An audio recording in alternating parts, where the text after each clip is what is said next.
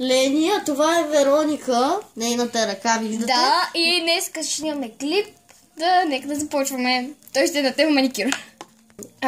И така, първото, което ще сложа, не мога все още да го намеря. Ето този лак, да. ето този на... Ето този ще изложа първо, затова... На някаква марка Римео, не фокусира. Да. Да, но нищо, карай. Давай, почвай. Така, ще спрем на пауза, за да ме лакира. Сега така, покажи на хората, де. Ето, ма спри на...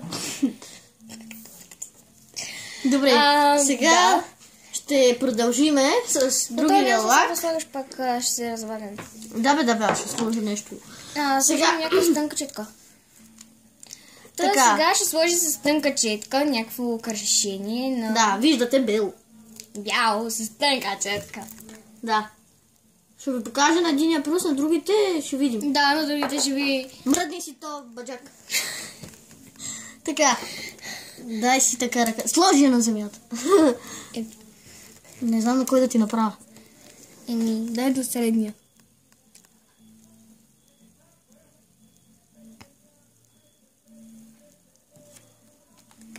Ето ще въртна малко ръката.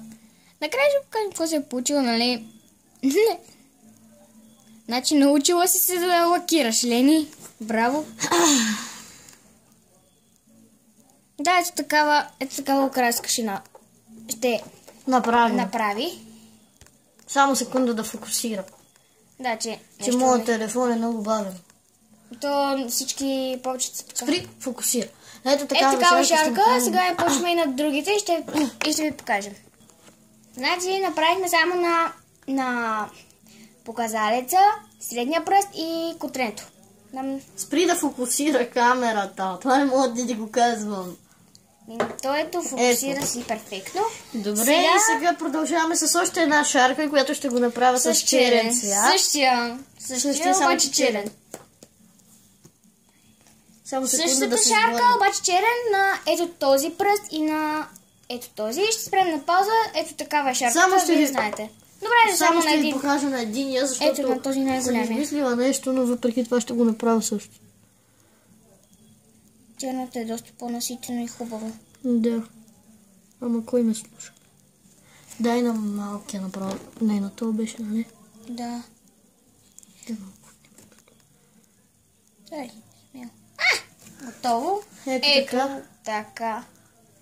И наистина много хубаво се получи. Да. Даже на това малко прилича на птичка, загледай се как го свързах. Да, наистина прилича на птичка. Това тук е... Да, може така да направим птички. Нали, да ги съединим всички. Вижте хубаво. Тихо. Сега ще сложим... Какво е това? Гел. Ще сложим гел, за да издържи по-дълго. Гел на коя марка?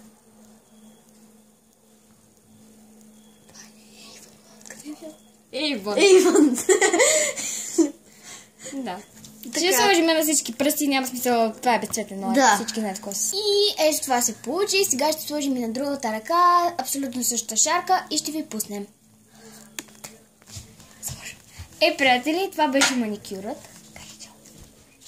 Погледнете го по-близо, да фокусира хубаво. Само да ви кажа, абонирайте се за Лени, харесайте този клип и довиждане до следващото. Чао!